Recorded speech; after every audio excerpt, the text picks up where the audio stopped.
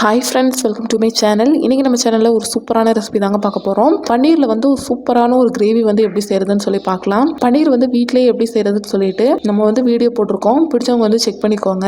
இப்போ பார்த்தீங்கன்னா பன்னீர் வந்து சேர்த்துக்கலாங்க. ஒரு பவுலில் சேர்த்துக்கிறேன். இந்த பன்னீர் பார்த்தீங்கன்னா நான் வீட்டிலேயே பண்ணது தான். அடுத்து இது கூட வந்து ஒரு அரை ஸ்பூன் அளவுக்கு மிளகாய் தூள் சேர்த்துக்கலாங்க. ஒரு 1/4 ஸ்பூன் அளவுக்கு மஞ்சள் தூள் சேர்த்துக்கலாம். சேர்த்துட்டு ஒரு தடவை இந்த மாதிரி வந்து நல்லா கலந்து விட்டுக்கோங்க. இந்த மாதிரி வந்து நல்லா மிக்ஸ் பண்ணி விட்டுக்கலாம். மிக்ஸ் பண்ணி விட்ட பின்னாடி நம்ம அடுப்பில் வந்து ஒரு பேன் வந்து வச்சுக்கலாங்க. இது பார்த்தீங்கன்னா ஒரு 2 ஸ்பூன் அளவுக்கு எண்ணெய் வந்து சேர்த்துக்கோங்க.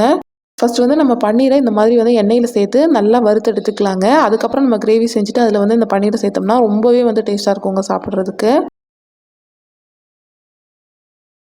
மிக்ஸ் பண்ணி விட்டுக்கோங்க. மிக்ஸ் பண்ணி விட்டுட்டு அடுத்த பக்கம் வந்து திருப்பி போட்டுக்கோங்க. 2 பக்கமுமே ஒரு மீடியம் ஹீட்டில் 5 நிமிஷம் வந்து வச்சு எடுத்துக்கோங்க. இந்த மாதிரி வந்து போட்டு எடுத்துக்கலாம். ஸோ இப்போ பன்னீர் பார்த்தீங்கன்னா சூப்பராக ரெடி ஆயிடுச்சு. இப்போ நம்ம இதை வந்து வெளியே எடுத்துக்கலாங்க.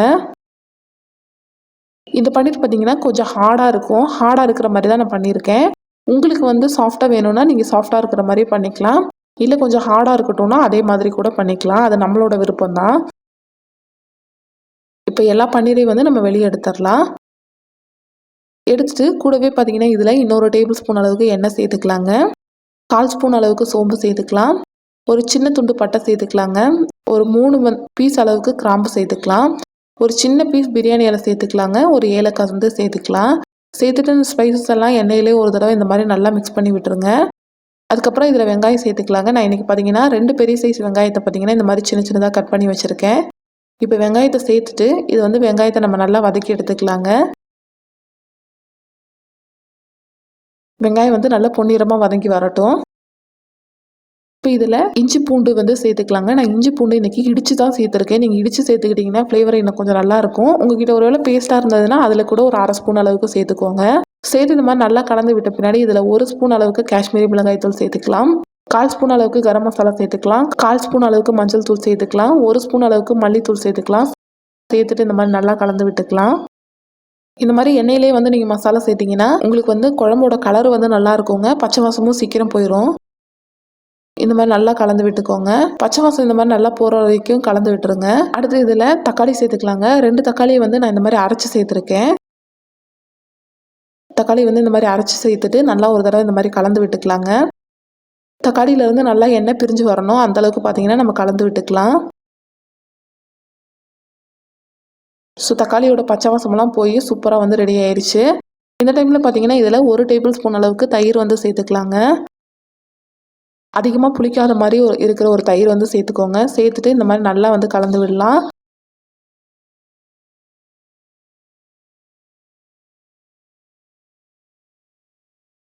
இப்போ வந்து தேவையான அளவு தண்ணி சேர்த்துக்கலாங்க. நல்லா எண்ணெயிலே மிக்ஸ் பண்ணி விட்ட பின்னாடி தான் தண்ணி சேர்க்கணும். நான் பார்த்தீங்கன்னா தக்காளி அரைச்ச அந்த மிக்ஸி ஜாரையே நல்லா வாஷ் பண்ணி சேர்த்துக்கிட்டேங்க.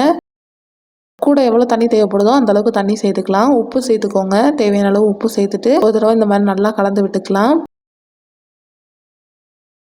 இப்போ நம்ம மூடி போட்டு மூடிடலாங்க. மூடி போட்டு மூடிட்டு மீடியம் ஃப்ளேமில் வந்து ஒரு 5 நிமிஷம் வேக விடலாம். பாருங்கள், இப்போ வந்து சூப்பராக வந்து ரெடி ஆயிடுச்சு. உப்பெல்லாம் செக் பண்ணிக்கோங்க. கரெக்டாக இருக்கிற டைமில் நம்ம வறுத்து எடுத்து வச்ச பன்னீரை வந்து சேர்த்துக்கலாங்க. சேர்த்துட்டு ஒரு தடவை வந்து நல்லா இந்த மாதிரி கலந்து விட்டுக்கலாம். இப்போ மூடி போட்டு மூடி மீடியம் ஹீட்டில் பார்த்தீங்கன்னா இன்னொரு 5 நிமிஷம் கூட வச்சு எடுங்க. அவ்வளோதான் பாருங்கள், நம்மளோட சூப்பரான கலர்ஃபுல்லான பன்னீர் கிரேவி வந்து ரெடி ஆயிடுச்சு. இந்த டேஸ்ட் வந்து ரொம்ப ரொம்ப நல்லா இருக்குங்க. நீங்கள் சப்பாத்திக்கு சைடிஷாக வச்சுக்கிறதுக்கு ரொம்பவே டேஸ்ட்டாக இருக்கும். நல்லா இந்த மாதிரி ஒரு தடவை கலந்து விட்ட பின்னாடி இதில் கசூரி மேத்தி இருந்ததுன்னா கொஞ்சமாக வந்து இந்த மாதிரி க்ரஷ் பண்ணி சேர்த்துக்கோங்க. இது வந்து பார்த்தீங்கன்னா இந்த கிரேவிக்கு வந்து ஒரு எக்ஸ்ட்ரா டேஸ்ட் கொடுக்குங்க. வாசமும் பார்த்தீங்கன்னா அவ்வளோ சூப்பராக இருக்கும். சேர்த்துட்டு இந்த மாதிரி ஒரு தடவை நல்லா கலந்து விட்டுக்கோங்க. இந்த ஸ்டேஜில் பார்த்தீங்கன்னா நம்ம வந்து அடுப்பை ஆஃப் பண்ணிக்கலாம். அவ்வளோதான், நம்மளோட சூப்பரான பன்னீர் கிரேவி வந்து ரெடி ஆயிடுச்சுங்க. இந்த ஸ்டைலில் ஒரு டைம் பண்ணி பாருங்கள், உங்கள் எல்லாத்துக்கும் கண்டிப்பாக பிடிக்கும். வீடியோ பிடிச்சிருந்தா லைக், ஷேர், கமெண்ட் பண்ணுங்கள். மறக்காம சேனலை சப்ஸ்கிரைப் பண்ணி பக்கத்தில் இருக்க பெல் பட்டனை கிளிக் பண்ணி ஆளுங்கிற ஆப்ஷனை செலக்ட் பண்ணி வைங்க. அப்போ தான் நம்ம போடக்கூடிய எல்லா வீடியோஸோட நோட்டிஃபிகேஷனுமே உங்களுக்கு வரும். தேங்க்யூ ஃபார் வாட்சிங் ஃப்ரெண்ட்ஸ்.